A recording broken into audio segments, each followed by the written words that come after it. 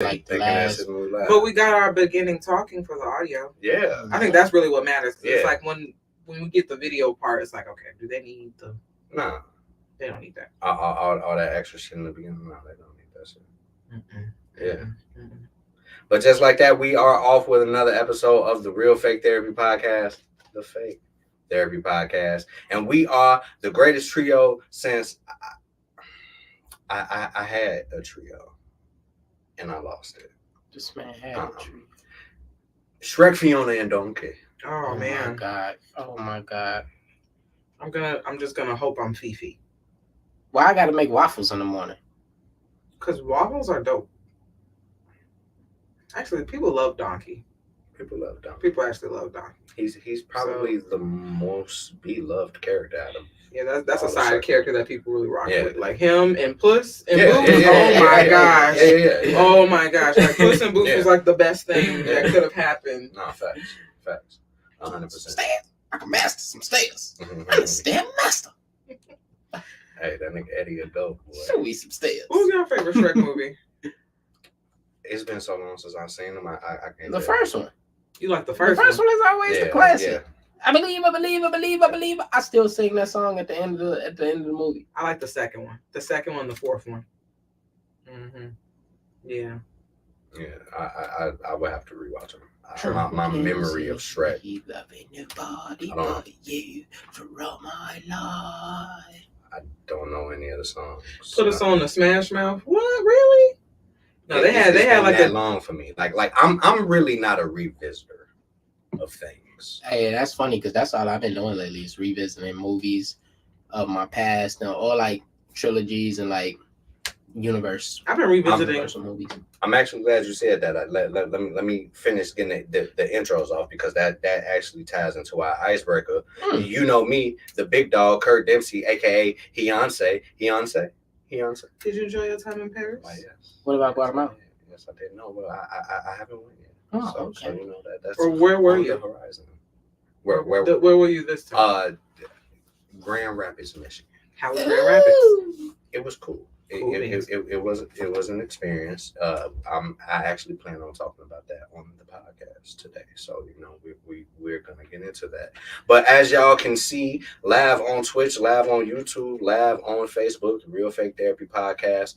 To the right of me is none other than Beyonce, Otissa, Jokiana Harrison, Lufiana Harrison, all the Anna Harrisons. Brianna is in the building. How you doing, gang? I am good. How are you? I'm good. I'm good. Yeah, no. I'm good. How was your holiday?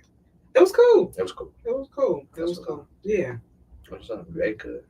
I did. Yeah, no, like I was saying, like I could go for some more mac and cheese. You know what I'm saying? Yeah, for sure. We gonna talk about that because that trade off you had earlier was crazy. I don't think so. No, nigga, that was a ghoulish trade. Hey, that was a motherfucking. That was a real life ghoulish trade. I feel like everybody was getting what they wanted. Like No. I'm gonna keep mine. I got mine put in free agency. No trades. I got mine through the DGTA league, nigga. You feel me? Hell you fucking feel me? And if you're listening on a Sunday, you hear this man's voice is none other than Beyonce, Donnie Thornberry. Joey Mitch is in the building. How you doing, gang? I'm cool. For sure. So first off, how was your holidays? I know y'all be getting down on Thanksgiving and shit. You had your little turkey bowl. Hell yeah, we had our turkey bowl. Did you go off? I went crazy. I had 4 touchdowns. 4 touchdowns. We won the game. Dodge City. I almost got a pick city too, but offensively, I was out there killing. Getting on the ground, and for like 3 days straight after that, I was a sore motherfucker. I tell you that. No, I get it. Yeah, no, that's what's up. I'm glad everybody had a good time. I'm listening. And we did this because me and my suegra, which is mother-in-law. Okay. She we have these competitions. We had these cook competitions every week or whatever, where we pick a dish in the world and like we battle on who makes it the best. Okay. And on some B. Bobby Flay type shit. basically, and we did it in, you know, for our family that day, because we normally stagger it. I do Thursdays or Wednesdays, and she do Sundays, and we did a tres leche cake. And I did a coquito tres leche cake, and she did like a caramel tres leche cake. And where them at? Oh, they long gone, my mans. They got gobbled up that day. You can't have the banana pudding and the tres leches. Hey, look, no. If Joey made it, we do want it. She got like she's trying to take a quarter sheet of macaroni and cheese. It's not even a quarter. It's a sliver. It's not. That's not a sliver. It's an individual pan. Y'all. This little pan. Y'all. When this nigga open a restaurant, this little pan gonna run a nigga at least $10. Why I gotta split things and he gets two things? You know what I'm saying? I just feel like, but that's because you don't like bananas, and I feel bad. And I've been said that. I presented the mac and cheese for both of y'all to split that and bust that down, and my bad.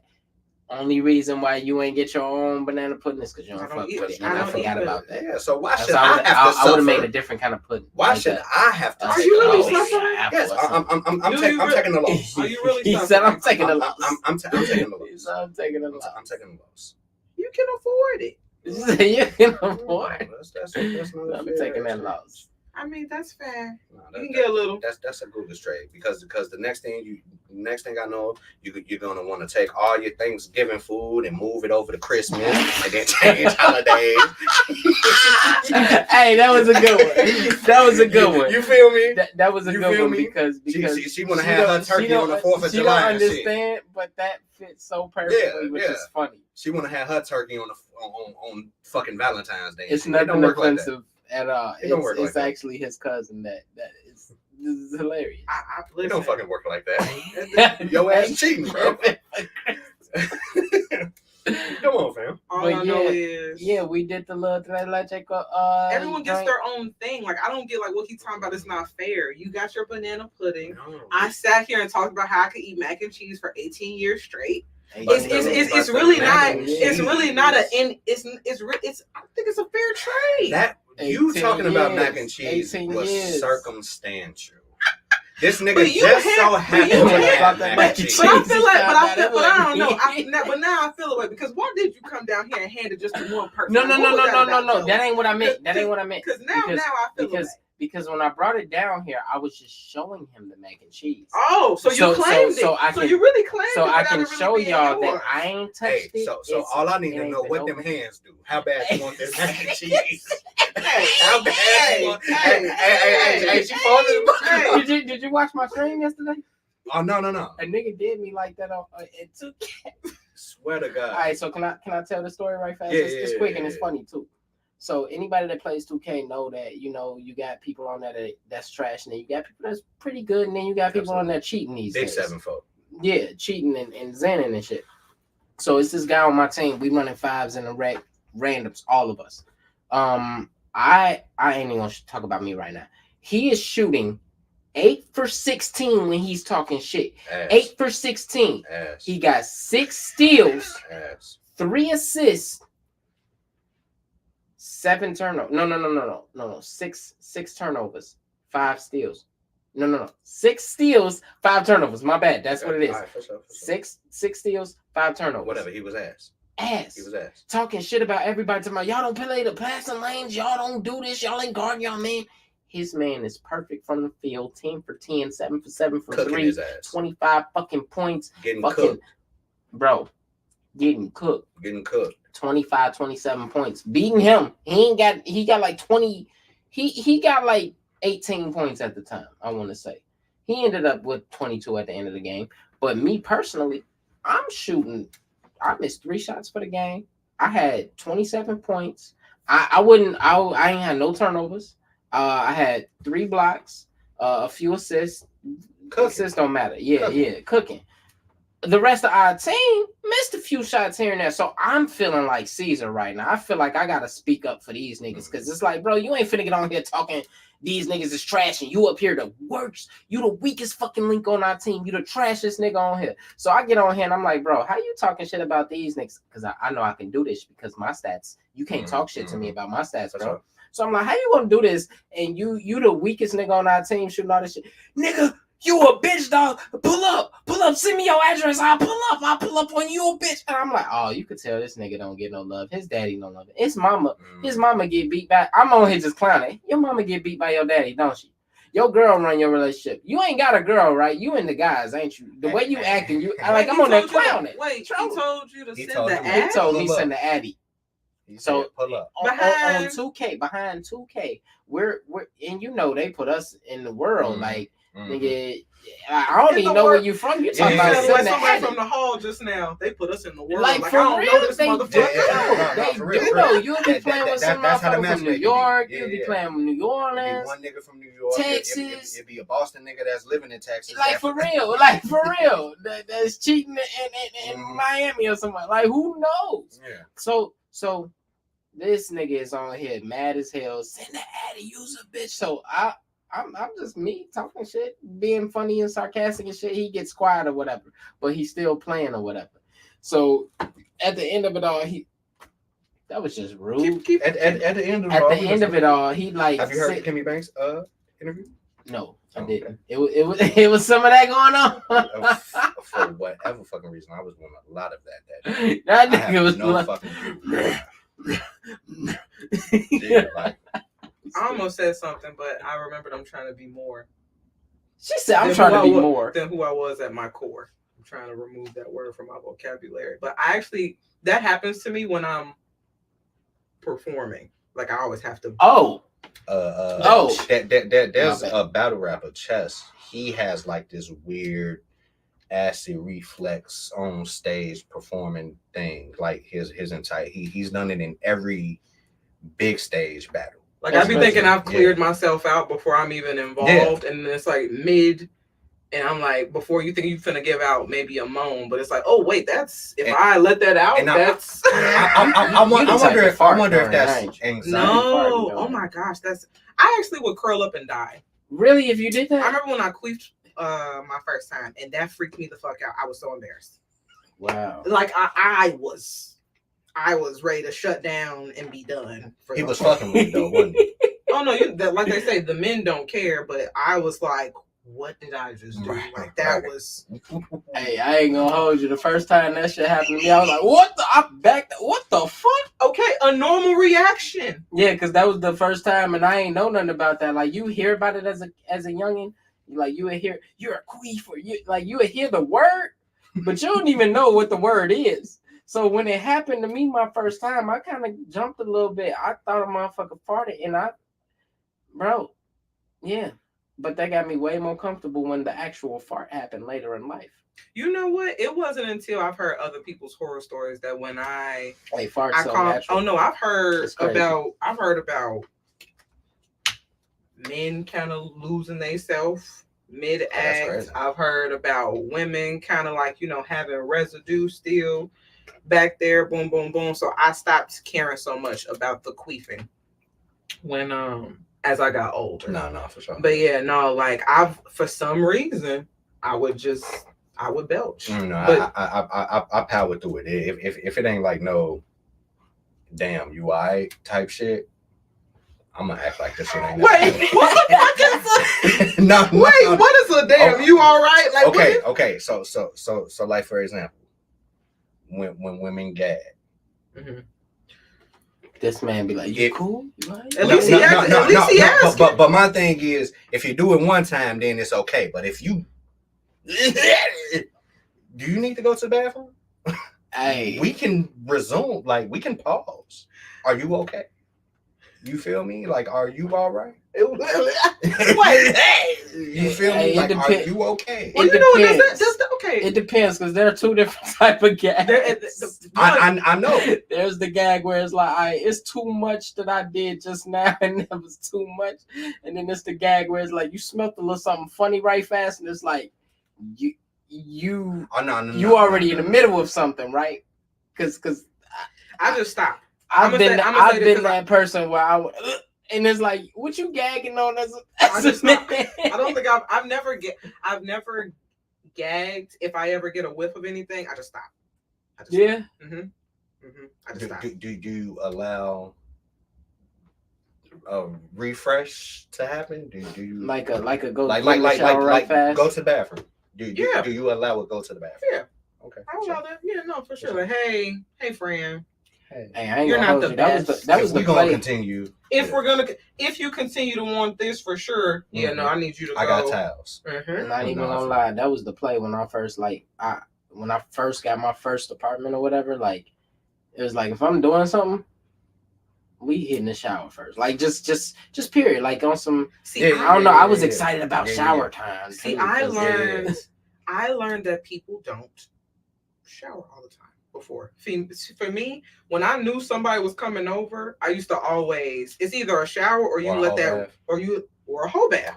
I thought that was customary. No, I've heard some stories. You would think so. I've heard stories, and then like when I've had an individual come over, I'm like, oh. And you can always tell. Like, why would you come over with your day on you though? And then, cause here's the thing, cause I'm trying to say, y'all the only two who have like drastically said like, no, leave my rectum alone. But dudes really do be wanting you to go down. Yeah. And it's like, if you coming over with your day on you, in what world? Your ass is gonna creep up there at some point. In what? That's why, like, you know, like even though I've joked about doing it, I've only done it with one person. And like I said before, I've only done that one person. Very clean. Never smelled nothing. No sweat, no nothing. That was the only reason that went down the way it did. Like, I've had people kind of hint at, they kind of position themselves, and it's like, not you. Not you. Not you. That's hilarious. Talking about they position themselves. Oh, no. I've seen people, you know. Let him go. What? I'm just saying. Wait, the nigga, but why ain't do it like a golfer? Because when you yell that out, you gotta position yourself and get ready for the hit. Yeah, people be positioning themselves. Talking about you gotta get ready for the ball to smack. Yeah, they be like, I'll be like, oh no, I see what you want. I know, I've definitely positioned myself for some shit. Like that. Yeah, no. Yeah. I see what you want. It's a no for you. Reposition. For you, yeah, no, it's a pass. Yeah, no, that's crazy. But no, my motherfuckers don't be clean. You feel me? And when dudes have told me, like, no, I've seen like toilet tissue. That's why, like, when I was so anti, and that's so crazy that things became full circle on this show. Because on episode 7 with Queenie, I was very strong with people don't wipe good. Boom, boom, boom. You know what I'm saying? Because I was hearing the horror stories. He was just like, I've seen like what have they called it before? A brownie. That freaked me the fuck out. A brownie? I said, you called residue a brownie? Oh my god. Yeah, you know what I'm saying? Or I've seen like they seen tissue remnants, and I'm like, I thought it was customary to hit yourself with that wet rag before you get anything. You know the work coming when you know you got 30 minutes, you supposed to do your best with that crib and with yourself. Yeah. Oh yeah. Before they get there. As is, you're just anytime I've gotten yo, can I come through call? Everything in my house shuts down. Let me tell you something. Before I even said I didn't plan on cleaning today. Before I said okay, I started cleaning. Before I gave myself 20 minutes before I responded. Before you responded to that text, because I started cleaning and showering before I right. And then hit the nigga with the I'm just now seeing this. I know it. Listen, I know it. One of our guests in the chat was like, coming through with seasoned balls is just crazy. And but they do it, friend. They do it. For real, niggas do it. They do it. They but that's what and that's what it be like, seasoning. It's like motherfuckers all day letting this salt just build. But but the thing is, Joey, I've actually heard men say they like when women show up natural. So I don't know if because they like the women show up natural that we can allow that same courtesy. Because to an extent, I understand that because that's why I said I don't want the pocket. Yeah. That's literally why I said I don't want the pocket. It's because of the fact I know what goes down there. I deal with it. Yeah, I deal with it. So yes, to an extent, but no, I feel like since men will be like, oh no, a woman being natural, I could be natural. I don't like sweat at all. I said before, I don't like morning sex because of your breath stinks. I need you to brush your teeth first, bro. I need you to brush your teeth first. I don't I don't understand how apocalyptic films they be thinking about sex. Because I'm like, baby, we haven't showered in days. Like everything stink. Yeah. The breath of the breathing, the heavy breathing close, and then the body parts of both male and female. Like y'all ain't got a bottle of water to pull down the crack of y'all ass. It don't be making sense to me, G. Yeah. It don't be making. People want to kiss. Have you had some after work pussy? Yes. Yeah. Yes. Like me after work? No, her after work. Have you had some all day pussy? No. Honestly, it'd be like no. Because what I'm saying, it might be a work thing, but like it's coming and getting washed right before. Like that's right like it's like a motherfuckers don't even feel comfortable flouncing that around. For sure. You throwing something back with this? I don't know. Have you given some? I try to run to the bathroom first. Right. You at least. I've tried to, unless you pop up on me. And I've had people, I've had a person who kind of just felt they was comfortable, and they just, and it's like, shit. All right. Like, keep going. Oh no! With your question. No. But what you said was actually going into my question.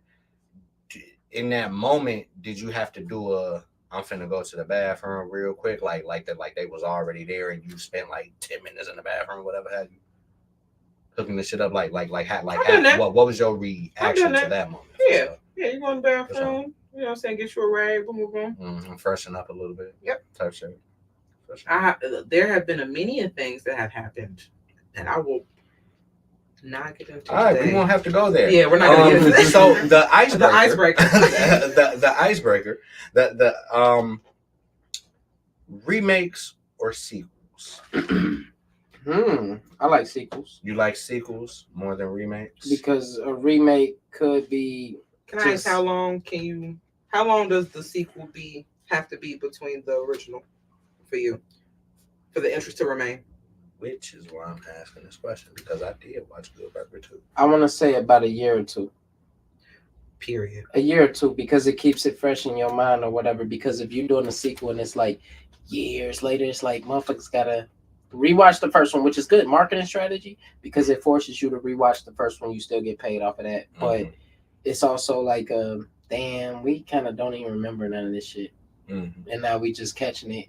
And then I do feel like when they do it that many years apart, they're trying to appeal to a different audience because they already know lost things. They trying to keep a little nostalgia in there, but they can't.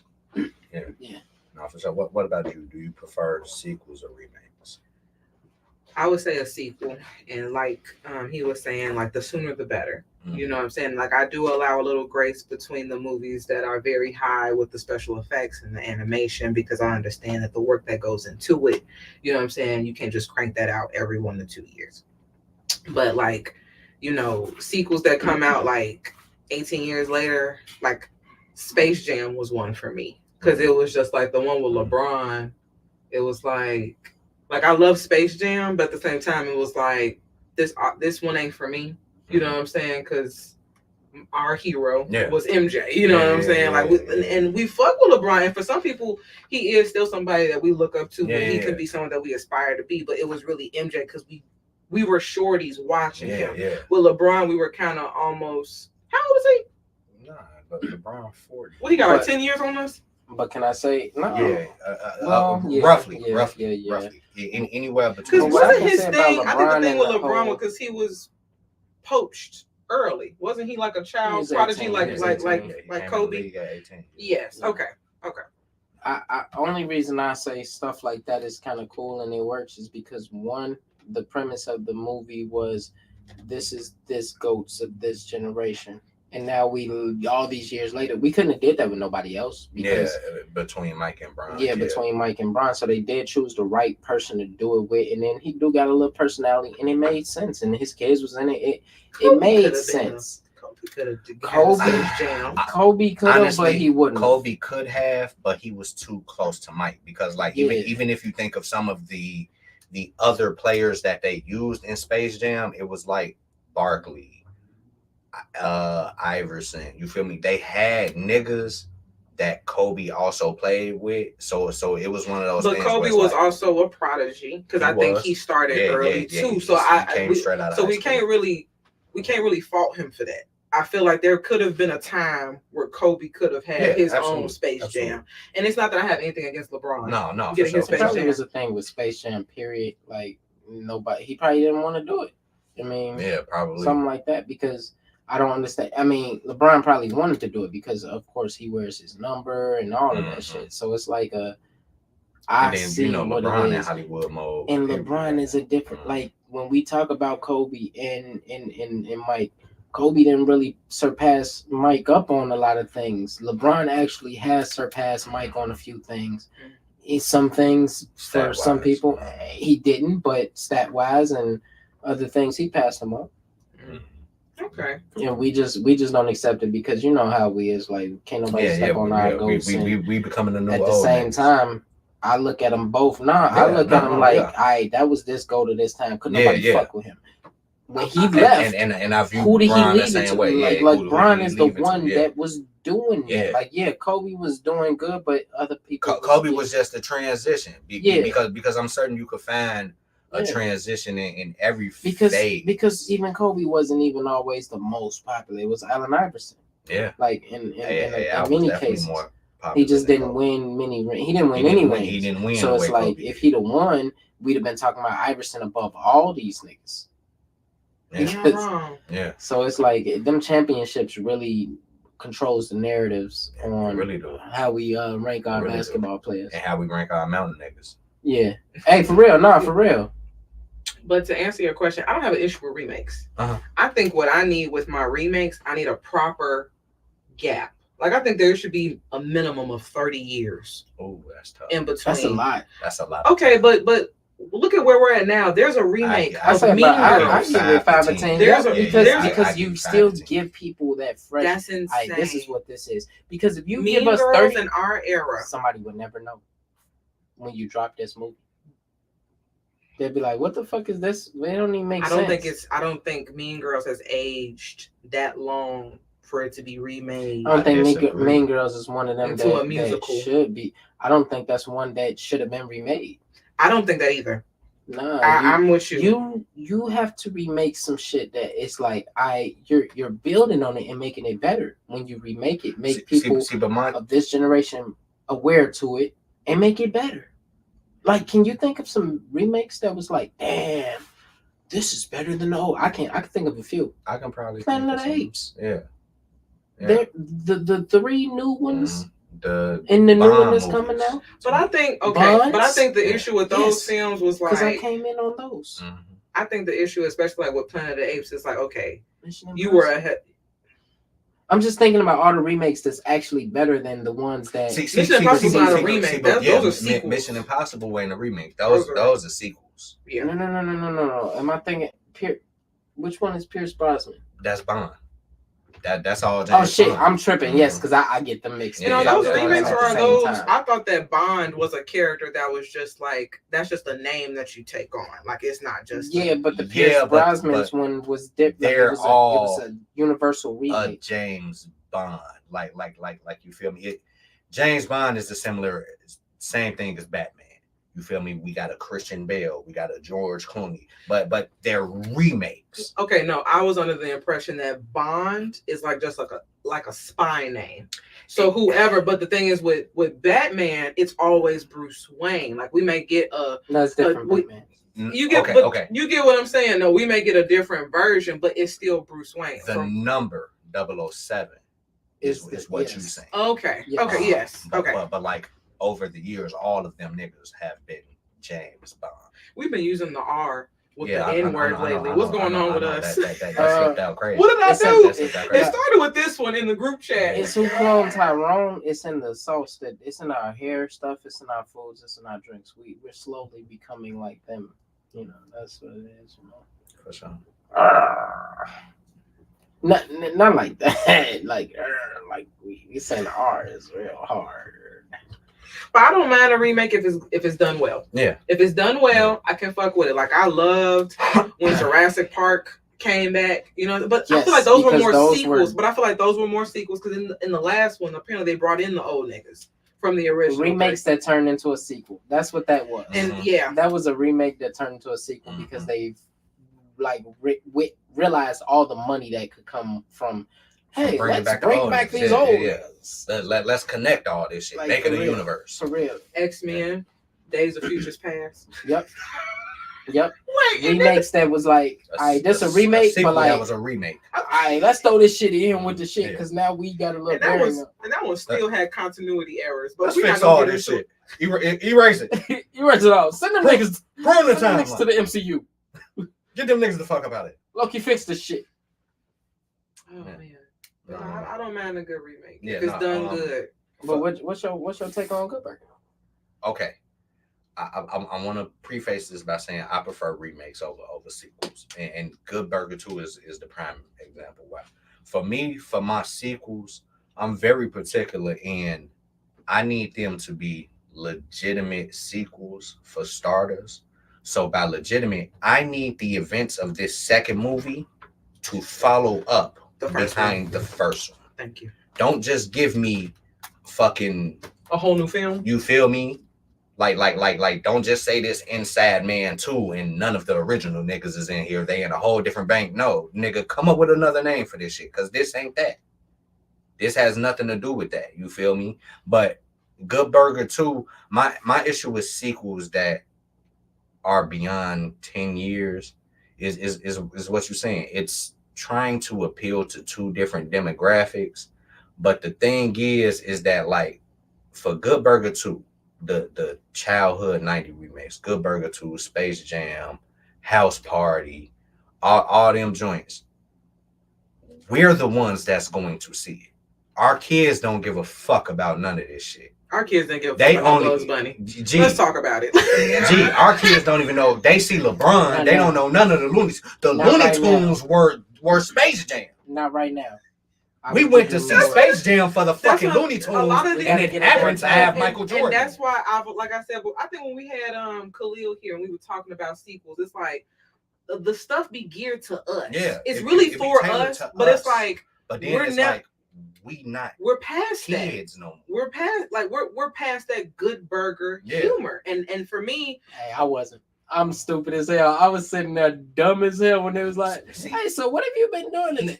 So I woke up and I'm sitting here like, that's my dumb ass. See, I would say that. And my thing is, I'm not gonna say that there wasn't funny moments, because like when a nigga when they went to dinner and met with Lil Real and the nigga had the menu upside down, that shit had me crying.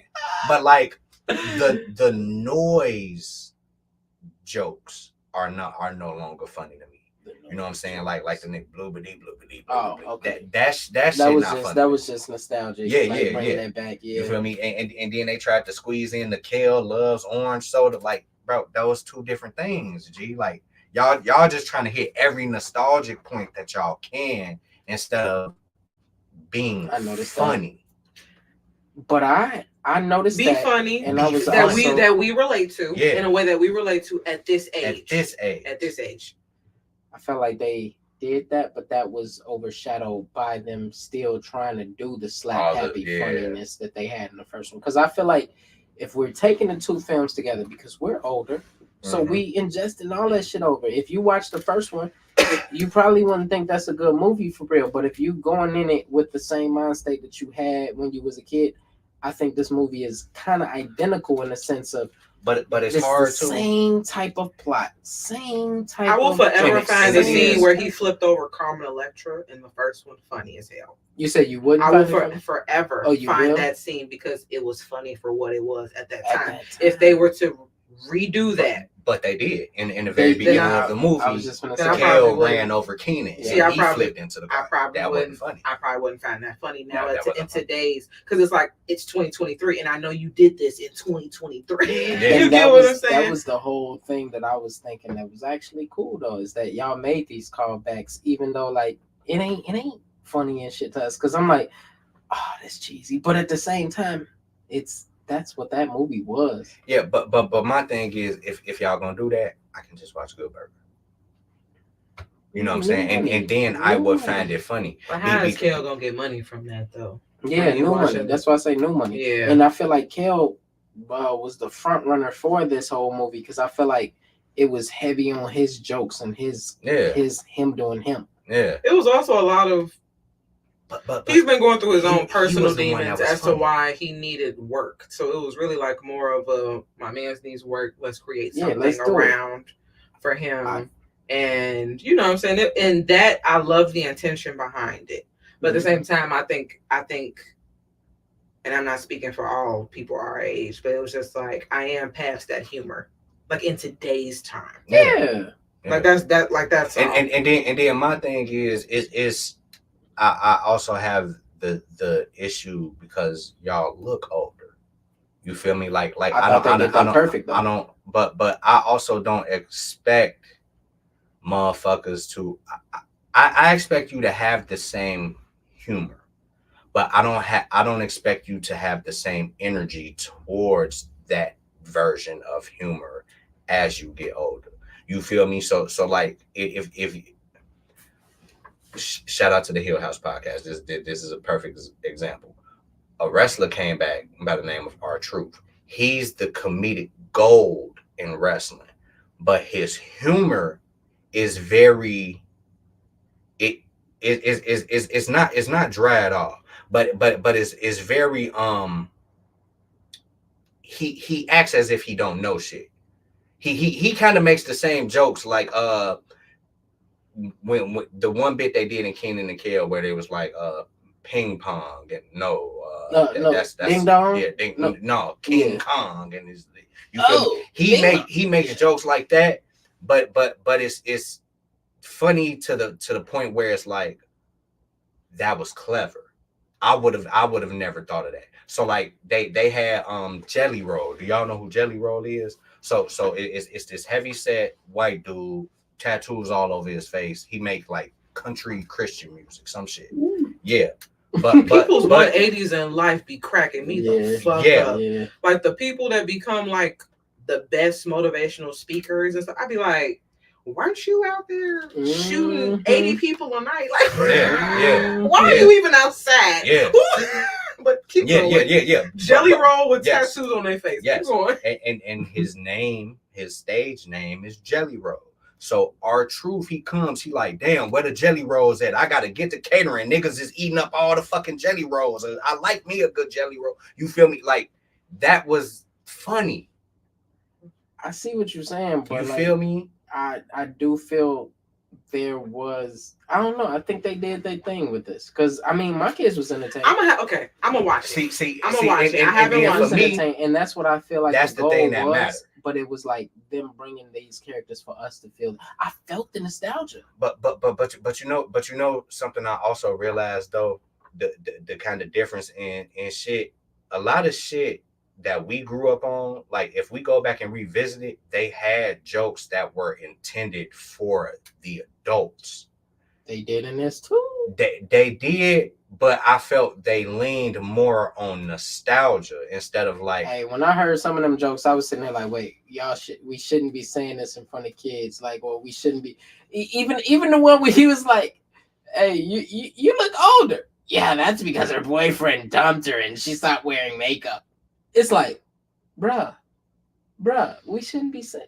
That's actually funny. Like that. Nah, that was fucking hilarious for a second. Like it's certain little things that make it like, hey, they did cater to us a little bit, but they still catering to the kids and they catering to the slap happiness of the movie. It was. I would say watch it. I love a good movie or TV rewatch. But what do you rate it? Like, would you say watch it? Is it something that I watch it and? I would say watch it, but take whatever you take from it. Yeah. Don't expect. You feel me? Like don't expect to feel the same way you felt about Good Burger. Yeah. With Good Burger too. Yeah. Like they gonna make plenty of callbacks. You know, Sinbad was in here. They gave, you know, the little shout out to the original Mondo Burger. You feel me? Like they dance. You feel me? You know what I'm saying? George Clinton came in a little bit. Yup, George Clinton came in. They you know, he was fixing the shake machine and shit. Yeah. You feel me? Like it was a lot of callbacks. Yeah, you feel me? It was a lot of fucking callbacks, but like don't expect the Good Burger feeling that you had when you was a kid? The story wasn't that bad though, neither. No. Because honestly, I thought the story was dope. That's what I'm saying. Like they put it together for it to be so much time in between. They made it make sense. Yeah. Like, I thought it was. It was one of them things that I really liked as being a fan of Good Burger. Nigga, I watched Good Burger so many times over and over. Nigga, the my favorite. I want to say one of my favorite scenes was when they was in an insane asylum and he met the crazy girl and they did the dance and he got out. And that whole movie was just crazy. And I feel like this is a new modern version of that. Like they did all that stupid, silly stuff. Yeah, fucking Kale version. Keenan was fucking a dick like he was in the first one. And it kind of made me like not like him, but it was like I understand. I like it, but I ain't like him. It pissed me off. I definitely. It was like, bro, after the first movie, how you gonna do that to your man's in this movie? Again, and then it's major. Like you a fuck up, dude. Like, but it makes sense. However, if that was legitimate business that they was getting into, that would have been the right thing. What? For them to franchise Good Burger. Oh yeah. I actually agree. I hear what you're saying. I actually agree with that. But it was the way that he even went about even wanting to do it. His motivations. His motivations to it wasn't because he wanted to build nothing better, and then he just wanted to get his situation. Yeah. Shitty. Watch it. Good Burger too. But I'm a remake guy. I will. I'm a remake guy. So I'm actually drawing a blank on the next topic. I'm thinking about the T.I. There we go. T.I. and King. That's a perfect. We actually didn't read the family business. We sure did. We went into weird sounds during intercourse and then movie remakes. But let's get into Law 15 for consistency. Sacrifice for those you love. This sounds like one that's gonna be that I'm gonna love. You know what I'm saying? Don't let the hustle steal you from the ones you love for too long. There will be seasons where all you can do is grind, but you have to know what matters the most. Sacrifice for the success and sacrifice some time for the ones you love. Your true friends and family will be there for you when the world turns on you. That's all I be want people to understand. Are we talking about time? Time is slipping away from me. Sacrifice period. No, that's crazy. No. I'm just, it was a whole lot of time talking there, but no, like that's actually a dope ass. I like that because I've been thinking about that lately because I've been spending a lot of time like thinking, not even just being away from my family, but thinking about like when all is said and done with my situation that I'm going through, like I probably should cherish the time that I'm with family right now. Because when it's all said and done, I'm gonna be grinding so hard to try to like find a way in life or to whatever. Rebuild everything. Yeah, to rebuild everything and like make everything like great again. Okay. and like mega. Yeah, to kind of like mega. Yeah, I like that. But to kind of like just keep that in perspective. Like maybe I should enjoy the time being with my family right now a little more than thinking I have to hurry up and get back to the grind of every day. I think it's a balance. I think it's a sweet balance that we have to master because it's just like, yes.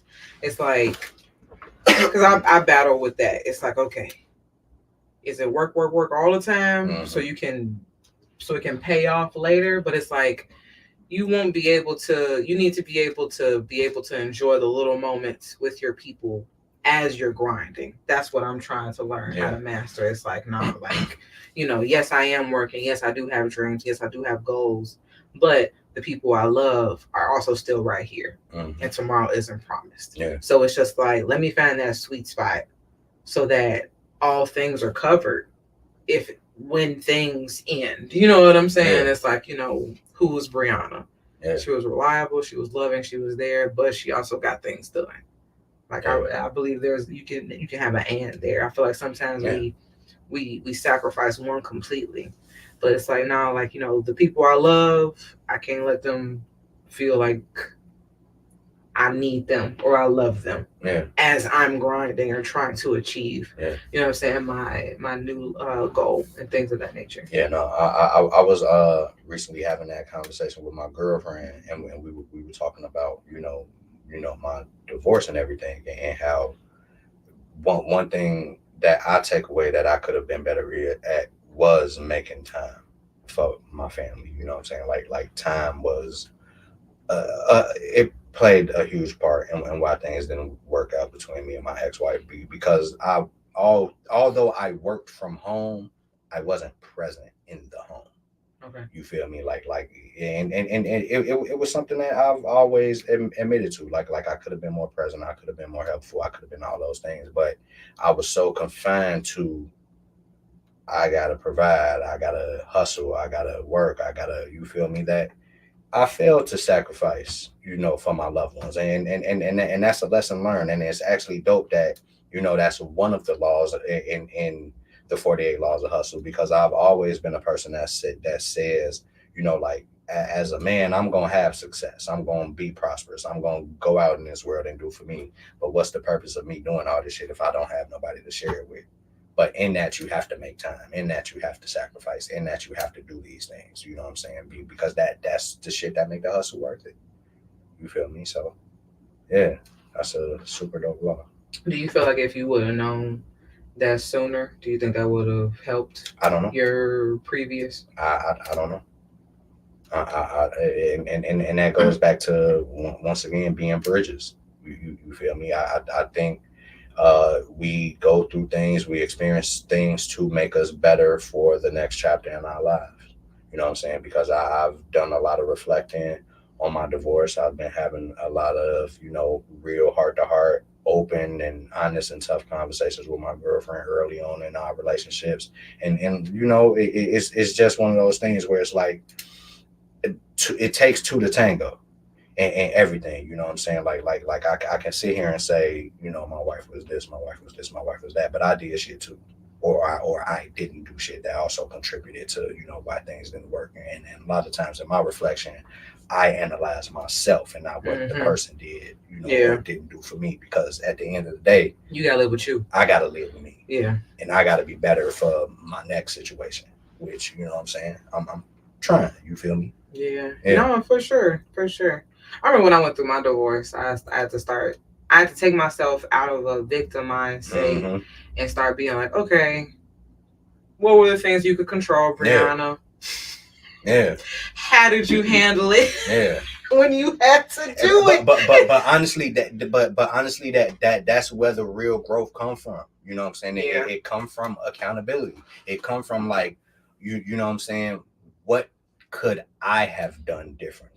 You know what I'm saying? But when people victimize, when people fail to hold the accountability, that's where nobody ever grow from shit. You never grow from that. You never grow from and that. And that's why I'm so heavy on that shit. Being me, I do that actively in every single facet in my relationships with my friends.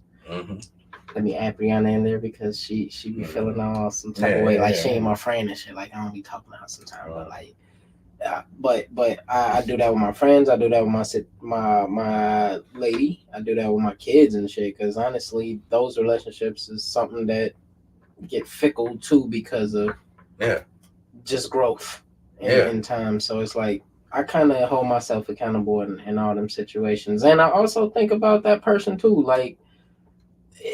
I put myself in their shoes and then I put myself back in my shoes, and then it's like, how should I go about this? I don't want to be a dick, but like, And I feel a lot of times that I have the tendency to have that to a fault, like constantly giving people the benefit of the doubt because it all, not all the time. Yeah, not all the time, but like I always try to see shit from other people's point of view. Like I never necessarily emotionally react to situations. I always try to be like, okay, what's the root cause of what's going on? Because if I react emotionally, 9 times out of 10, whoever I'm dealing with, they're also acting emotionally, so ain't shit finna get solved. You know what I'm saying? So like I've always prided myself on being the type of person that removes my emotions from the situation and actually try to get to the bottom of it. So like I try to see shit from other people's point of view. I try to respond and anticipate certain things based on people's, common reaction, or if I'm familiar with somebody, how would you normally react to this type of shit? You know what I'm saying? Because I'm problem solving. You feel me? I'm solution based. So it's just one of those things where it's like, for me, I have the tendency to give a motherfucker the benefit of the doubt, because oftentimes shit don't be what we make it seem. You feel me? Like most things don't be what we make it seem, but because we feel attacked or we being sensitive or whatever have you, you know what I'm saying, a motherfucker telling us about ourselves, we get defensive. We get, you feel me? But it's just one of those things where it's like, okay, maybe some shit is wrong. You feel me? And a motherfucker just telling me because they want to fix it. I don't know. Perspective. Yeah. No, for sure. Speaking of perspective, one of my favorite movies is have y'all ever seen I want to say it's Shooter, but I'm wrong. Vantage Point. Yes. Have you seen Vantage Yes. Point? Have you seen Vantage Point? It doesn't sound familiar. That's one of the perfect movies that put perspective into view. So the premise behind the movie, the president of the United States gets assassinated. He gets shot on stage. But the movie is played from several different points of view of the shooter. I've heard of this It has Zoe Saldana, Forrest Whitaker. It got a couple motherfuckers in there. But like, we don't find who actually did it. Yeah. Yeah, I'm just trying to make sure. It's two of them, though, right? It's a few Whitakers out there. Yeah. But it's two of them. Yeah, it's one with a real crazy eye, and then there's the other one. He kind of got the eye. It runs eye run in the family. The eyes in the Whitaker family. They say ain't no eye in team, but it sure is in the Whitaker family. The Whitaker.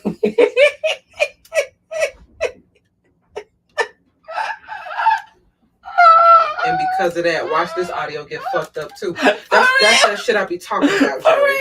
That we have to on the greats. We have to chill. His ass got AK energy. The way he came for Erykah Badu, that'd be Whitaker. Hey, for real, Whoopi and Whitaker, it's these mother. Y'all don't understand. Whoopi Goldberg, and they all in that. I get so sad. Bro. They did us. They. I hate Whoopi Goldberg lips. The back of Forrest Whitaker neck. Hey, Bernie Mac was on it. That nigga was ahead of his. He was ahead of his motherfucking time. I don't like none of that shit. He was ahead of his motherfucking time. Oh. Yeah. I don't like none of that shit. Mm-hmm. Hey. Watch. Hey, Wesley Snipes gonna be next. For real, Wesley Snipes finna get it, bro. All that black ass Wesley Snipes. No, Bernie Mac was ahead of his time with that one. Hey man, I love Bernie. They was on so bad. That nigga to go. America. That nigga to go. America. For real. But T.I. and King. Family business. You felt as if some things were too broadcasted, that should be personal business. Yeah. So the topic on this one. Are we letting too much of family business go outside? And then facts. No. Facts though. Family business, that definitely the name. It really is. But are we letting too much family business go outside? And then is that line blurred for celebrities? The line is blurred. Okay. When we say the line is blurred, can you define? Well, I mean, we've seen Blueface and Krishan. Oh, I feel like T.I. the people who are on television, we've seen entirely too much. I think reality TV set the standard for people to start being oversharing. With their stuff. And Grant, I know Brianna ain't out here talking about oversharing. Yes, I am. Yeah. Yes, I am. Because I've seen things, because even come from, I think who I can't stand the most is couples. I can't stand couples that have to post their business. Like I've seen, oh yeah, no, my husband still on the teat. You know what I'm saying? Shit like that. Like, you know what I'm saying? Yeah. Like he breastfeeds. I've seen that. Like I what I'm saying is I can't stand when couples, that's my biggest group. That's my that overshare. Because I have questions. Yeah, no. Yeah. Who's feeding them? Okay. The woman, his lady was. Okay, that's a bit different. No, but I'm saying like at the same time, it's weird though. Because what I'm saying is as a couple, I don't want to hear. Still going to his mama. You feel me? Like. Hey, but you gotta. That's what my question was. You gotta be nursing to even be able to do that. So if you're going to his mama, that's super creepy. Because like, who you around here having babies for? Where you can be just giving your son breast milk. But was that not a legitimate question? My husband is still nursing. It could have, but I had said that couples were my biggest issues with the oversharing. So I was hoping that you took it to his. But I'm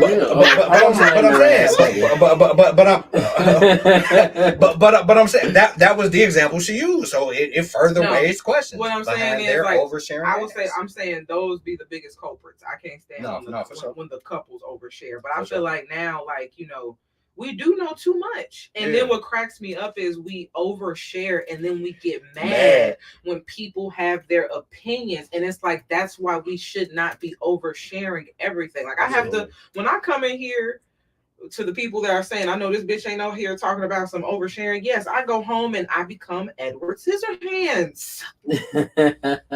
Okay, before YouTube. Okay, before that version, you. But if whatever you couldn't though. But if I couldn't, if you wasn't a person in charge of being Edward Scissorhands. But we're all in charge. This is the thing. Us at this level, we're all in charge of what we put out there.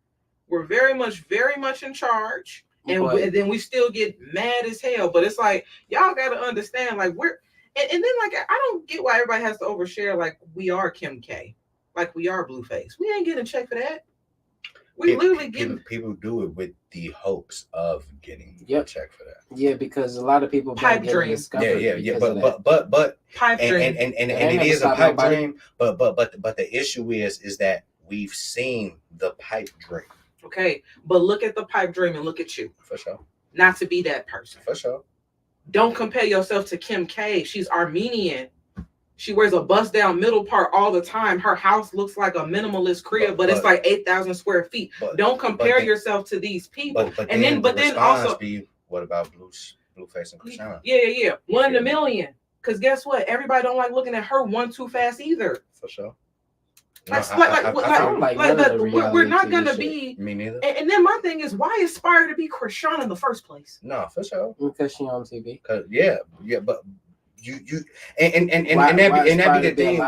We gotta really gauge the optics behind it, because there's going to be a generation of young girls that want to be sexy red. You know what I'm saying? And like y'all niggas know how I feel about sexy red.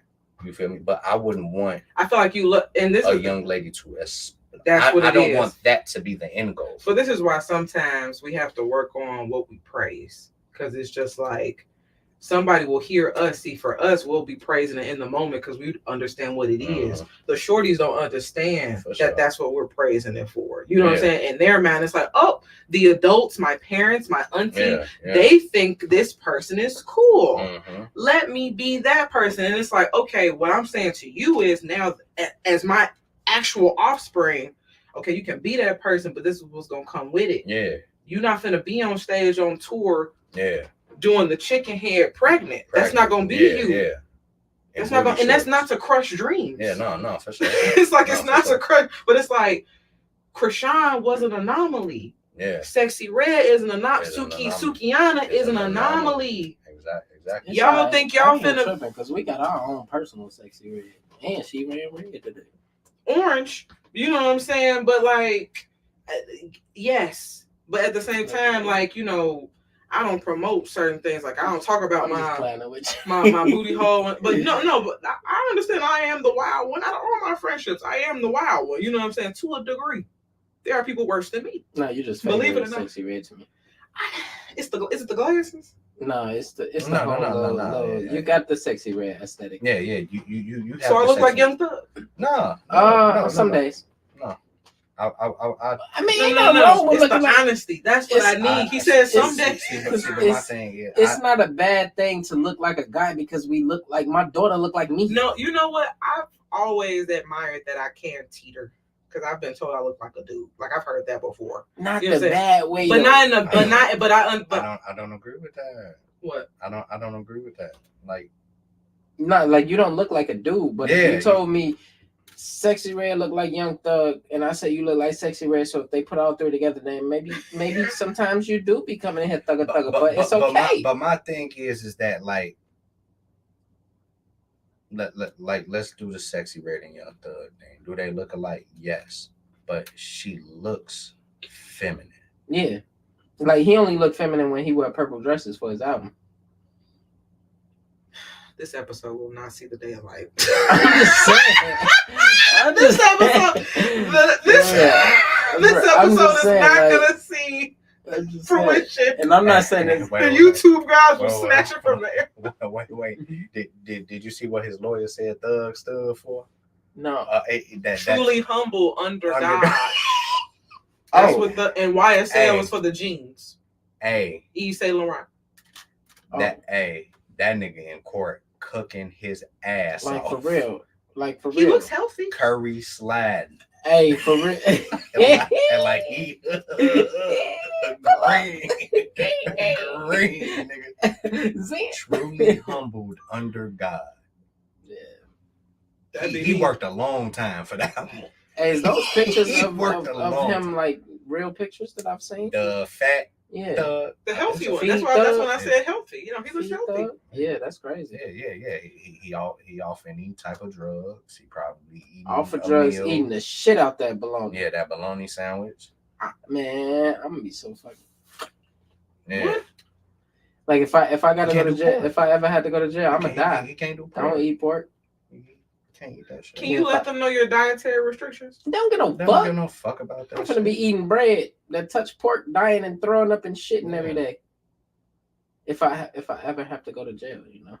But hopefully, you know. Man, I think about if I ever, because you know they always talk about the what's it called when you can still go to jail for something. Either way.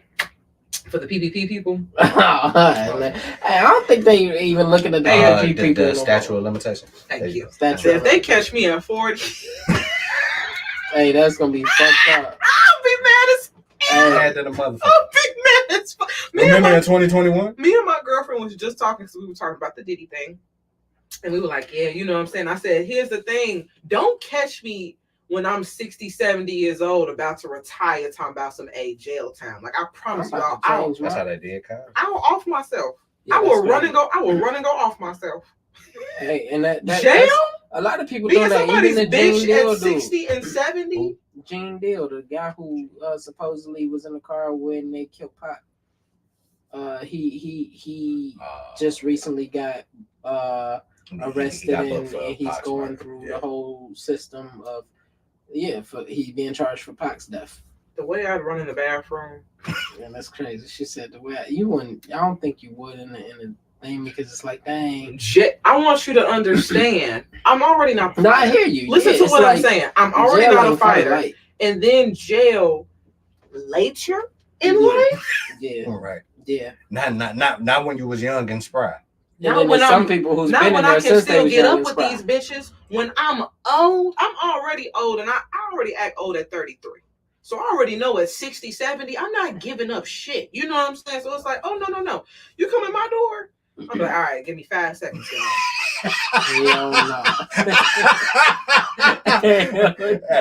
Motherfucker's gonna be outside. She asked for 5 seconds and never came back. Should we go in there? Y'all gonna hear a pow.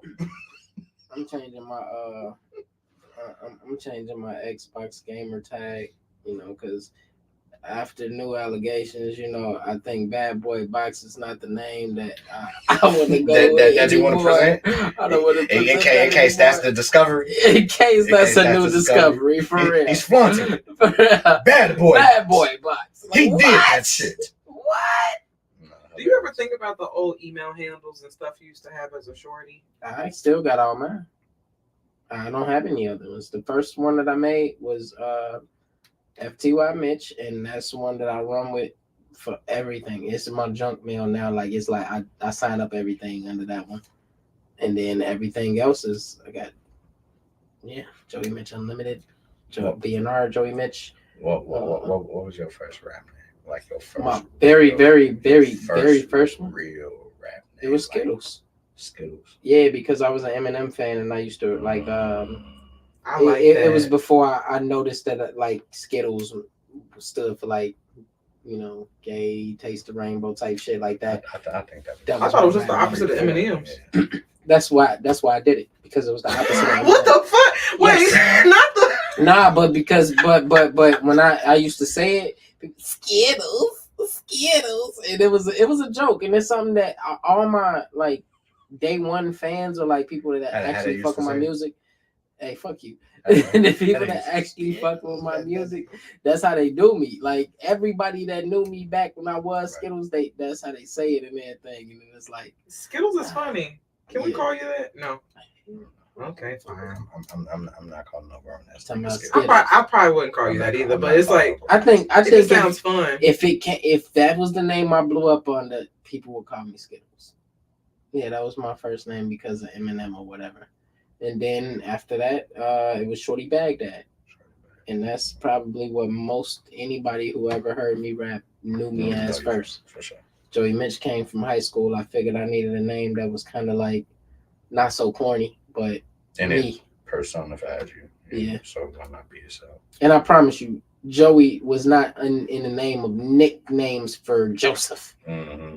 Yeah, I forgot what type of shit I was having. But yeah, Joey Mitch was like, when I said it, I didn't even like it, but it stuck. I stuck with it, and it stuck with me. So that's just what it became. I like your name. Muchas gracias. Yeah. Muchas gracias. For sure. Yeah. Are we letting too much family business go out? I feel like we never go out. I don't think that was nothing they wanted to let come out. He was on live, and things just escalated, and then they realized he was still on live. Like, that was really all it was. What happened though? Apparently King was out there standing on business. You know what I'm saying? He was out there just talking shit, being a young old. He was like. That's what I feel. A young adult. I feel like they were all out there. There was probably drinks flowing. Jokes started to escalate, and I feel like he started to get offended. Because young nigga got sensitive. Because when you watch a lot of the old shows, he used to do that in the show. Well, I mean, his mama did come out and took his phone and was like, yeah, he wanted to stay at my mama's house because he was on a pacifier at 12. And if you watch the show, it's so many clips. Somebody lined up a thing of clips of him just being like that, and it's like, dang, look, King, you always wanted to do this. Like, this is always you. It was gonna happen. I've been there. Me personally, I've been there. Major was my favorite. I will say, I just hope their family heals. Like, I don't know the life. Crazy. I don't know the life of celebrity children, but I be looking at Coi Leray and her daddy. You know what I'm saying? It'd be like, Jesus Christ. Kids who come up from stuff and never ever seen poverty or like your family down at any point, they kind of have this view of, and I think we spoke on this about on one of our shows previously, whereas like people who come from a silver spoon don't have the same idea and respect about life as people who didn't. And King is one of those. Because they've never had daddy to earn always shit. had it. My man said, I can take y'all back to the bando. What bando, and I'm bro? sitting there like, my man's like, the band. You ain't raised me. My grandma like, raised you ain't never woke up with a roach on your face. And I'm sitting here like, who paid for your grandma's house? Roaches on faces, money. the bando. It was too much. Like, don't be trying to act like you ain't come from this shit. But the issue is, people want to come from that. Like, the thing is, the music. You want to come from it because it seemed cool from the people who came from it and can explain it that way. But that's why we have to stop. I think that's why the glorification of certain things has to stop. Because, like we were saying, the Sexy Reds, the Sukianas, like, the more we glorify, the more the next generation will be like, oh yeah, but cool beans. For a lot of them, they think it's boring to glorify the opposite. Like when you got the Kendricks and the J. Cole's, they be calling that shit boring. Yeah. Because it's not nothing that, I don't know. And Kendrick is far from boring. Like, if you really listen to his music. That's intellectual people saying that. Like, if you're just talking about a motherfucker who just want to hear some shit to get their head bobbing and they not really thinking about what they really saying, hey, yeah, just don't want anything. And that's talking about depression, isn't it? That was talking about like depression, divorce, a couple that wasn't really making it like that. Why is we even doing this? Like, let's just call it quits. Like, we just doing this cause. Yeah, I don't know, but I don't know. Y'all don't want to hear that. Y'all want to hear me say. Nah, that was like. But that's most people though. You know what I'm saying? Like, they don't really care about the message. It's about what they vibe with. You know what I'm saying? And I don't know. I just hope that they heal. I just hope their family heals, whatever it can going through, because it's just like, I understand like what it is when you get older. All these and it's young like niggas, King, Lil Romeo, Lil Bow Wow, all these motherfuckers who I don't put Bow Wow in there. I put Bow Wow because he was going at JD like that. He was going at Jermaine Dupri, and that was like his father figure in a sense. Okay. So he was kind of coming at him trying to air out old family business when it was actually real business. Yeah. And it could make somebody look bogus and shitty when it's like you weren't complaining when the nigga was doing all this for you and putting you here. Like, you didn't even rap before all of this shit, nigga. The Brat was writing your shit. Yeah. Who you think the Brat worked for? Yeah. Like so the whole Bow Wow thing, the Lil Romeo thing. But perspective is important. So I think we also, it's like maybe the way Shad was going about it was wrong, but still like how he felt was still valid. You know what I'm saying? But that's anybody. I understood all of them. That's how all of anybody. And that's how I feel with King. It's like there's something there. Yeah, anybody that feel like they being held back from something because of somebody else, that's the sentiment that they give for it. Like, it's like you could have did this, but you ain't do this, and I ain't need you to do that. Like, that's how that is. So I understand it. I'm not saying it's right. Yeah. Or wrong, but that is.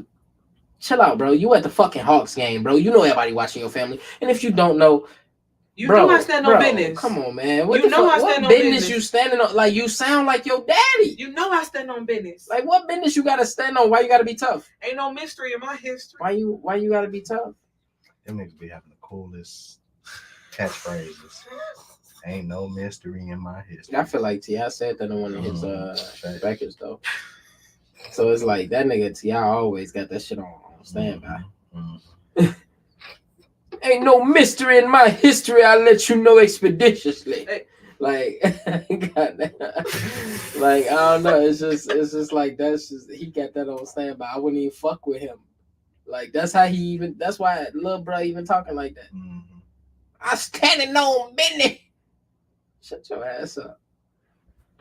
Your ass look like a New Balance. Nice. Hey, for real, I'm planning with all the celebrities today. Nice. They pockets all deeper than mine. They pockets deeper than mine. When the last time you seen a New Balance sneaker? Hey, will you see that meme? It's been a minute. Hey, will you see that meme of the New Balance that look like a person down there? Like they go, and you put that next to them. That's what that video looked like. That's hilarious. Yeah. That's funny as well. No, so I kind of want to share my Thanksgiving with y'all.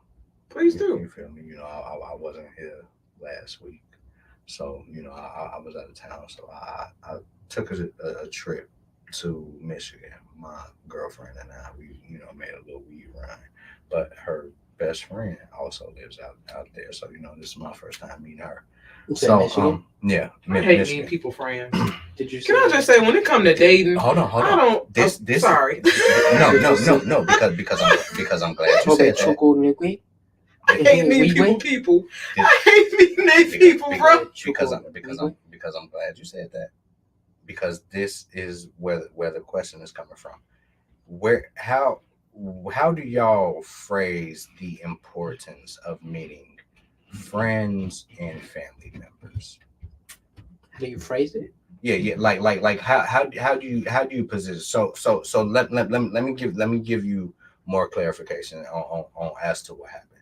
So we went out there, mind you, we went out there on a weed run, but we were also finna meet her best friend. You know what I'm saying? And I talks about her all the time. You know what I'm saying? I'm very familiar with who this person is, but I've never met this person. And like I might have had some words here or there, said hello on FaceTime, that type of shit. But like I don't really know her like that for real. So we go out there, we hit the dispensary. By the time we meet her, I'm high. We done had edibles. We done had pre-roll. I am high. Okay. I'm already especially when it comes to new people, I'm already I don't speak unless spoken to type of individual. But I'm letting the girls, they talk, they catching up, they doing their thing, whatever. I'm here, I'm channeling my inner Brianna. We playing music, I'm dancing, I'm singing and shit. I'm thinking I'm having a good ass motherfucking time. You know what I'm saying? Like, this has been a fun trip for me. Yeah. We leave and it's like, you only said 30 words. Oh, so this new Kurt is new for everyone. We don't just get it, Joe. Yeah, I thought it was just. So that's what. So you done got quiet on everybody. Just don't talk no more. He mute. So it's not just us. Okay, keep going. Hey. So I'm told that I wasn't being the charismatic self that I normally am, and that's what was looking to be presented on this time. But for me, so like the question that I'm asking is, how heavy do we rank or anticipate meeting your significant others, friends or family? Like should that be a thing of super importance? I avoid that shit like the plague. You feel me? Why do you avoid it? You know what? Maybe because I'm still getting used to that person. I feel like as I'm still getting used to you in this space, in this environment, I need the extras to come out slowly. Like, I need us to hit like a certain kind of mark before I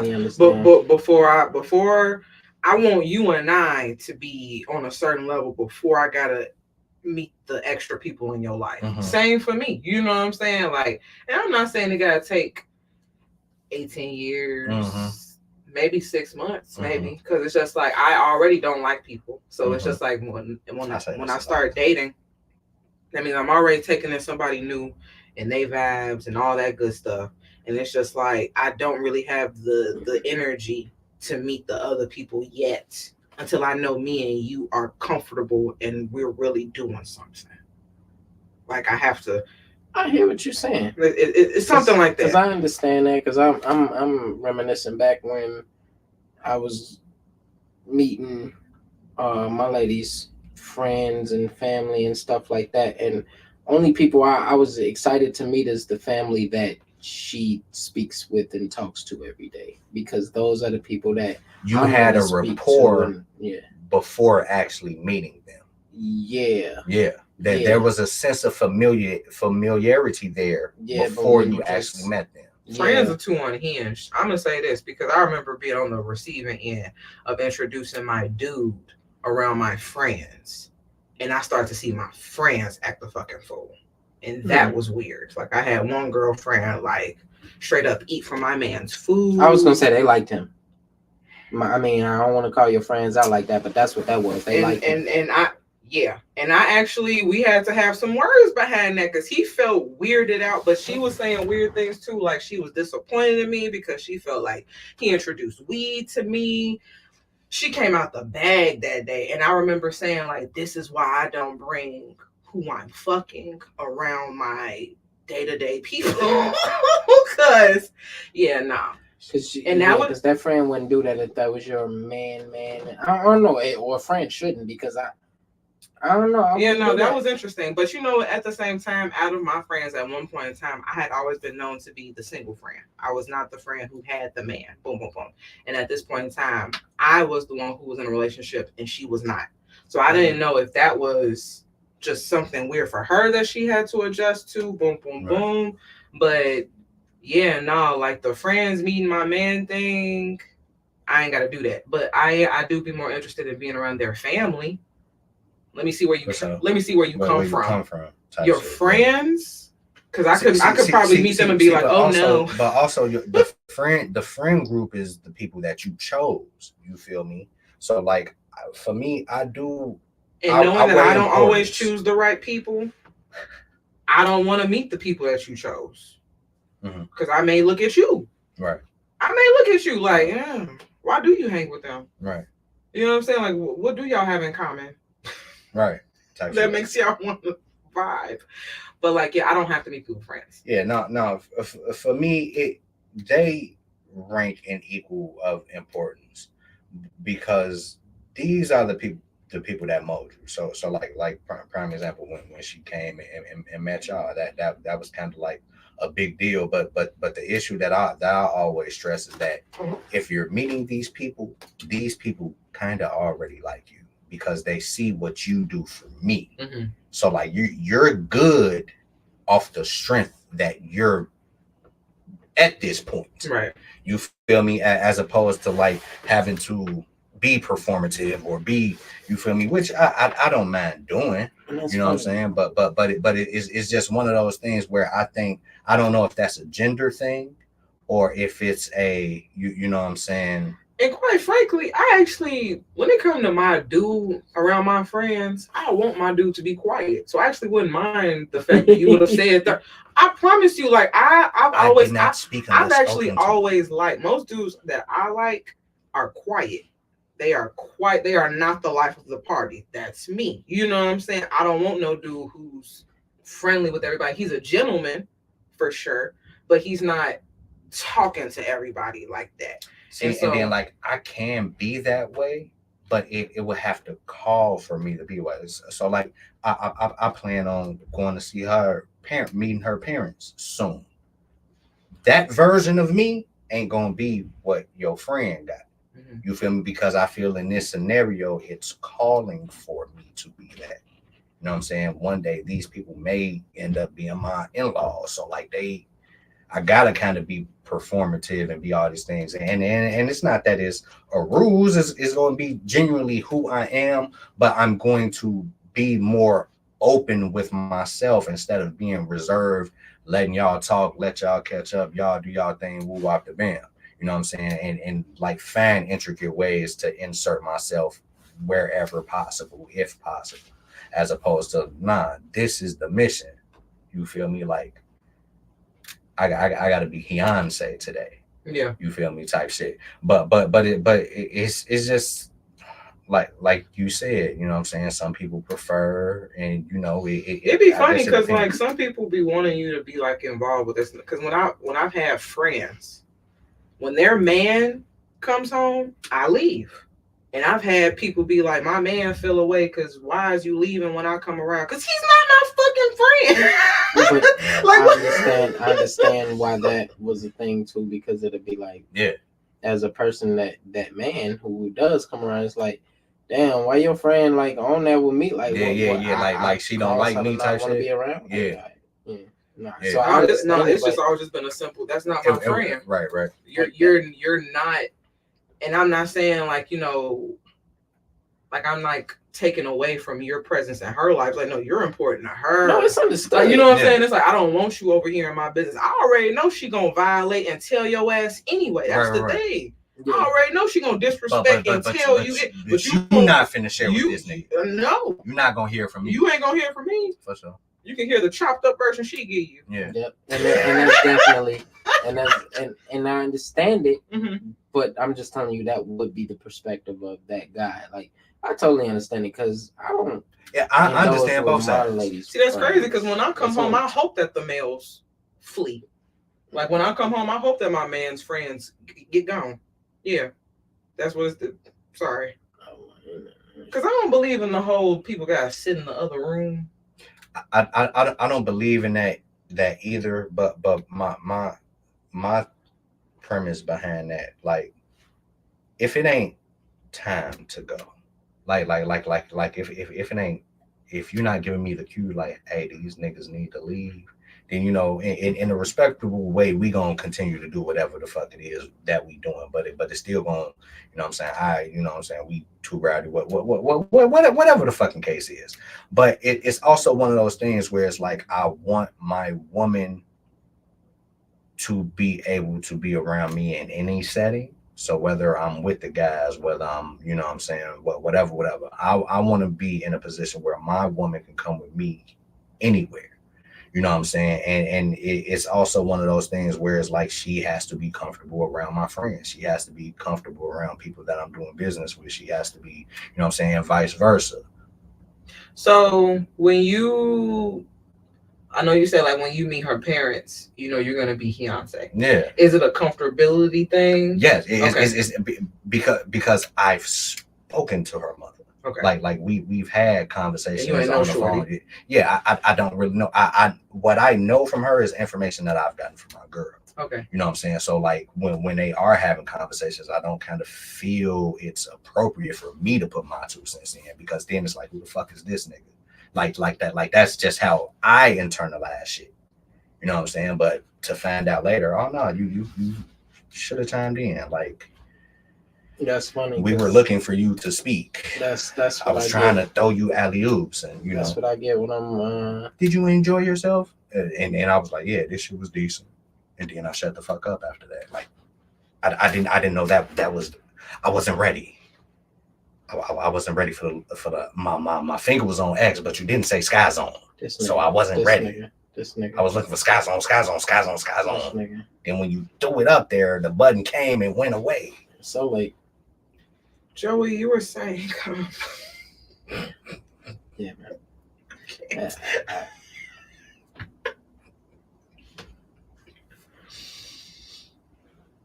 You have the floor.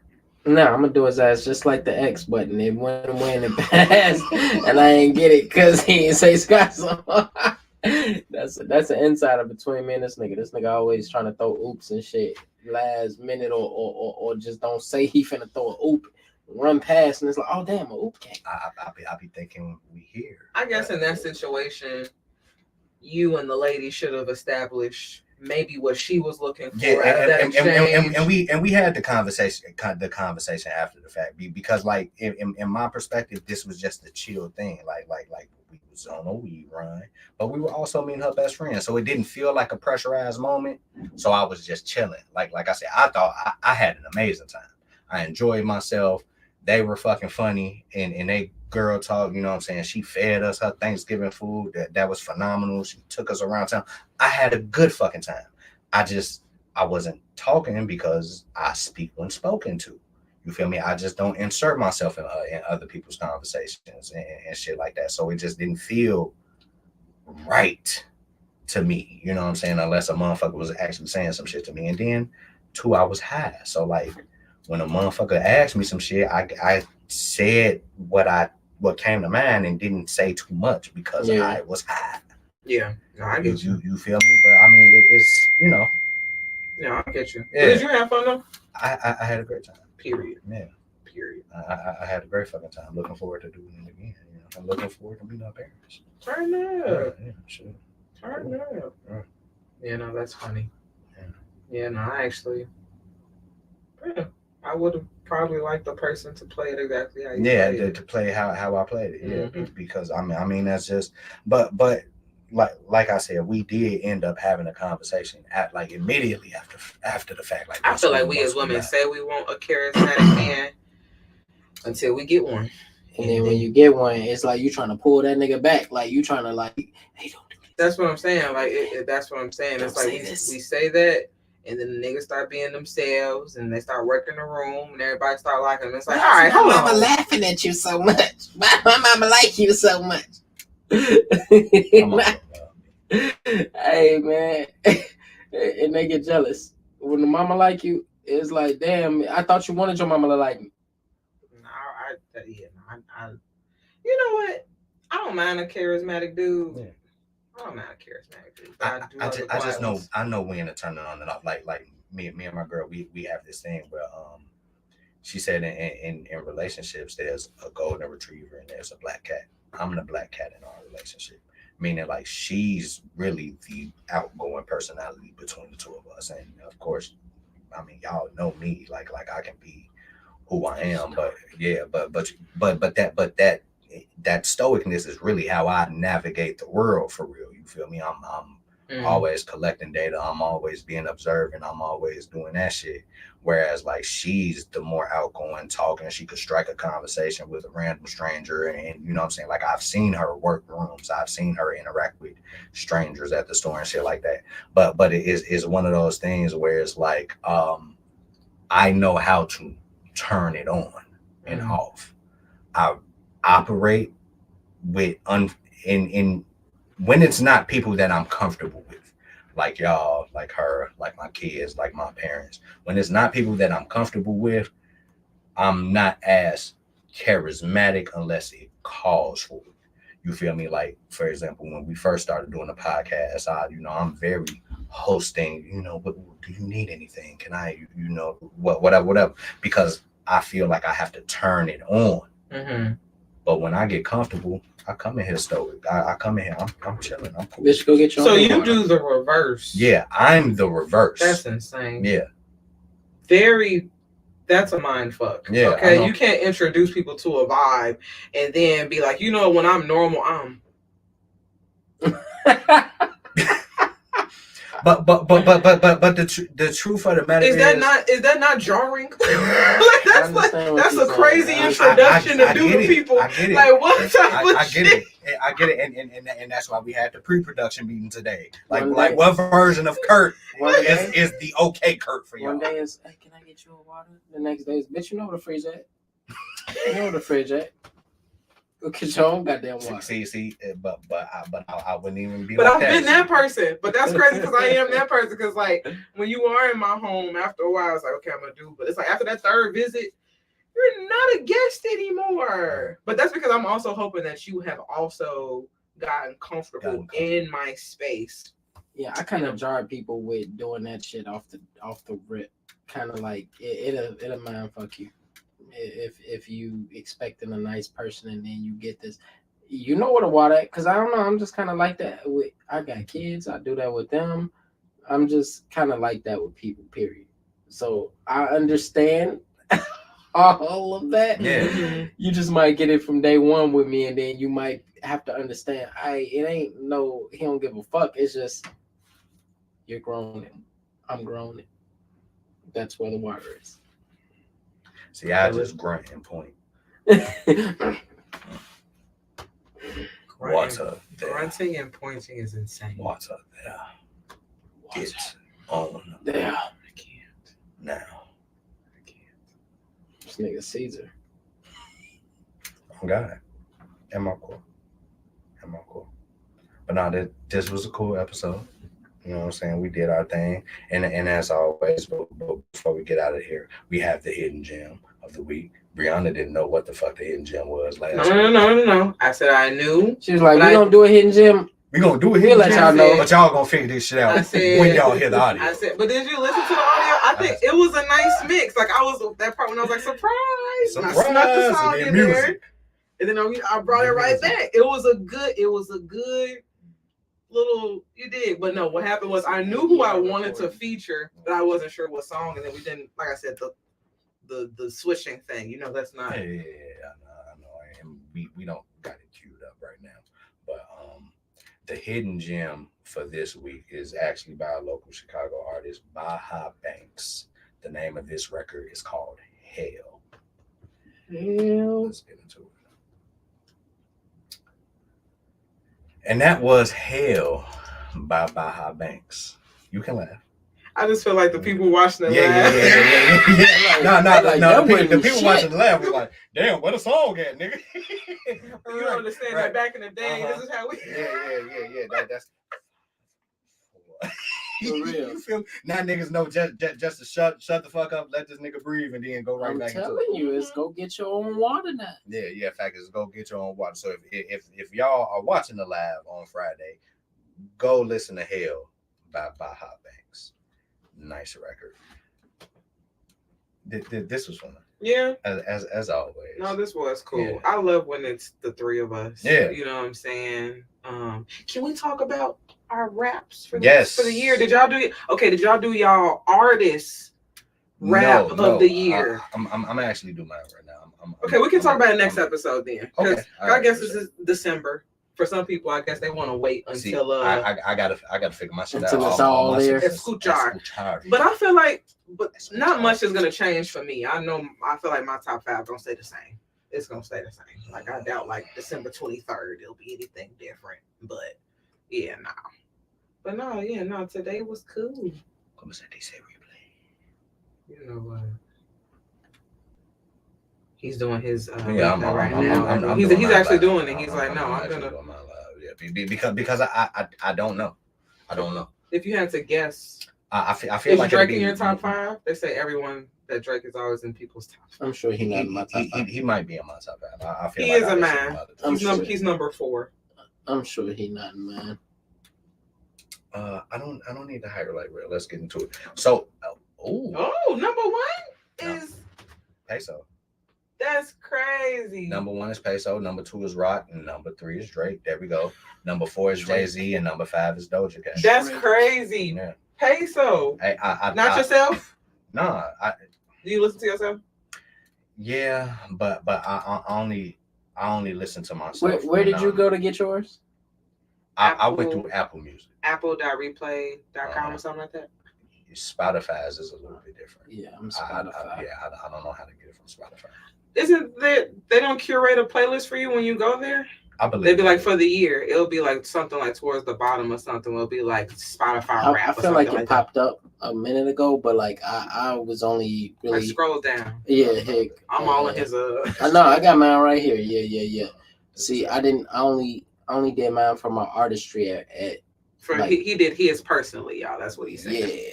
He looked at himself, I looked at myself, which wasn't bad at all for someone who hasn't put out music in a while, hasn't promoted themselves. I actually got a lot of plays. Listen, let me tell you something. Know the Remix and Good God stay in rotation from you guys. Said, okay. Okay. All right. Server. My top genres was rap. Oh shit! That went by so fast. It's crazy. Back with the remix. I'm a heathen to these demons. Oh, my mans. All right. They be getting so appalled when we reading that Ephesians that like they was my really top rapping about the Bible. It was Jack Harlow, Travis Scott, Tim's, Drake, then Bryson Tiller. Wow. Yeah, that's crazy. But it's crazy. I'm really eager to know what mine is. But it's crazy because my number 1 song that I played 1,001 times was The Key from Tim's, and I was like, you would think number 1 artist would have the number 1 song. But Churchill Downs was next. Churchill Downs. Drake was snapping. And then Loving on Me. I didn't realize. I love a good onomatopoeia. 38 genres. I love me a good onomatopoeia. When that nigga. This I nigga. like that shit. Kurt. Pop, salsa. I was Hispanic as hell. My man said. I love me a good onomatopoeia. They giving Joey the whole presentation. For real, they giving me the whole everything, and he just want to see his top 5 Spotify. I played 2,241 songs. Okay, turn up. 2,000. I had room in my heart for more than one favorite. Okay. My top songs. Oh my God, I'm so vain myself. No by Jalen Gatz. Don't Ask by Joey Mitch. Stupid Go Dumb by Joey Mitch.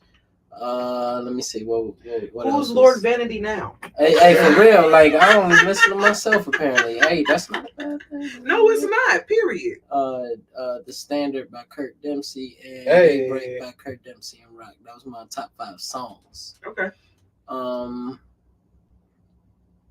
Let me see.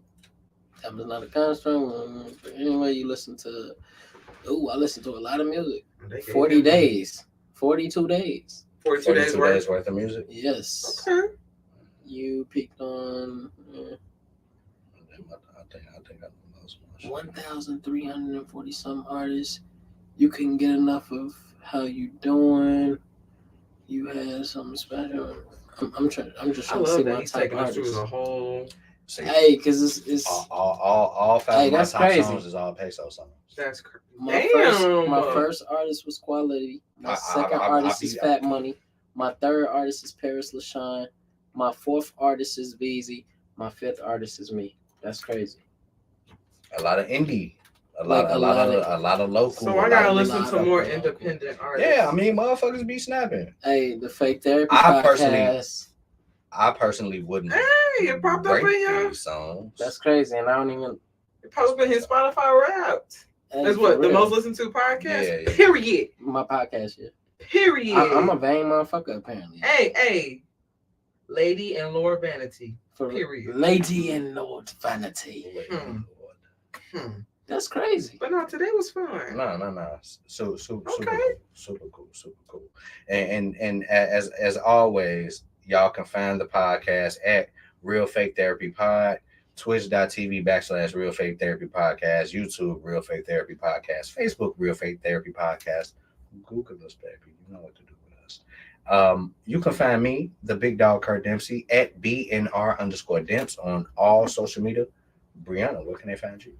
You can find me on Facebook at Otissa Harrison, and then on Snapchat at Temple in the House, and I'm getting back active on TikTok. So Temple Tantrums. You doing your skits? I haven't done the skits yet. Okay. But I am working on. I've done two other posts. Speaking of, have y'all been getting a skit update? I have been getting a skit update. I have. Skit update. Yes. Okay. Yes. Fantastic Beasts and other niggas not to fuck with. Come on, you and them names, friend. It's a gift. I know. It's a gift that you got going on over there. We gotta. The summertime. I feel like the summertime is when we just need to. That's when we're gonna be able to content create. Baby Brianna will be a little older, so hopefully we'll have a little bit more time. Yeah. You know what I'm saying? So because we need the daylight. Because the fact that it gets so dark at 4:30. Yeah, no. I need y'all to understand like what it does to me personally. Like I'd be ready to stay home. Like I don't leave my house after 5:30. And then it was raining. I'm like, hey, this can't be remote. Hey, that's cool. That's cool because I don't leave my house after 4 o'clock. Period. Where can I find you, brother? Don't find me. That shit creepy. Don't look for me. That shit is weird. You ain't gonna like it. But if you do need some crisp audio, hit up the Dugout Productions. Yes, so if you need some artwork, the Dugout Productions on Instagram.